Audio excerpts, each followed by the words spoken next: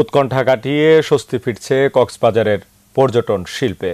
খুলেছে দোকানপাট, সাগর জলে গা ভাসাতে আসছেন পর্যটকরাও। ব্যবসায়ীরা বলছেন গত এক মাসে তাদের ক্ষতি কোটি টাকা। সিয়াম সোহেলের তথ্য ও মোহাম্মদ ইউনুসের ছবিতে ডেস্ক রিপোর্ট।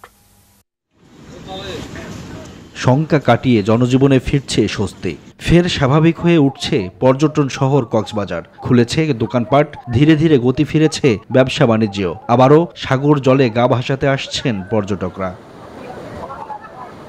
সমুদ্র সৈকতের কলাতলি, সুগন্ধা ও লাবণী পয়েন্টে বেড়েছে পর্যটকের ভিড়। বুকিং হতে শুরু করেছে হোটেল মোটেলও। কাজে ফিরছেন কর্মীরাও। অনেক অনিশ্চয়তা নিয়ে এসেছিলাম, কিন্তু আসার পরে আমাদের ধারণাটা চেঞ্জ হয়ে গেছে। এখানে যথেষ্ট সিকিউর আছে, আলহামদুলিল্লাহ সবকিছু আন্ডার কন্ট্রোলে আছে। ভালো লাগতেছে, আনন্দ লাগতেছে, আর মানুষ সংখ্যা অনেক কম। কক্সবাজার সমুদ্র সৈকতে এসে খুবই ভালো লাগছে, যদিও এখানে পর্যটকের সংখ্যা খুবই কম। ব্যবসায়ীদের দাবি, গত এক মাসে তাদের ক্ষতি দাঁড়িয়েছে কোটি টাকা। পর্যটকরা ফের আসা শুরু করায় ধীরে ধীরে স্বস্তি ফিরছে। কয়েক দিনের মধ্যে পুরোপুরি চাঙ্গা হবে পর্যটন শিল্প, এমন প্রত্যাশা ব্যবসায়ীদের।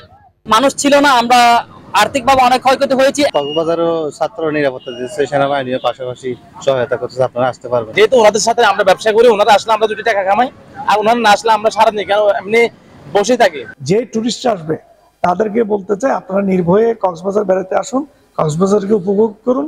সাধারণ মানুষের পাশাপাশি পর্যটকদের কথা মাথায় রেখে কাজ করছে সেনাবাহিনী। বলছে, শুধু কক্সবাজার নয়, বাংলাদেশের সম্পদ পর্যটন খাত।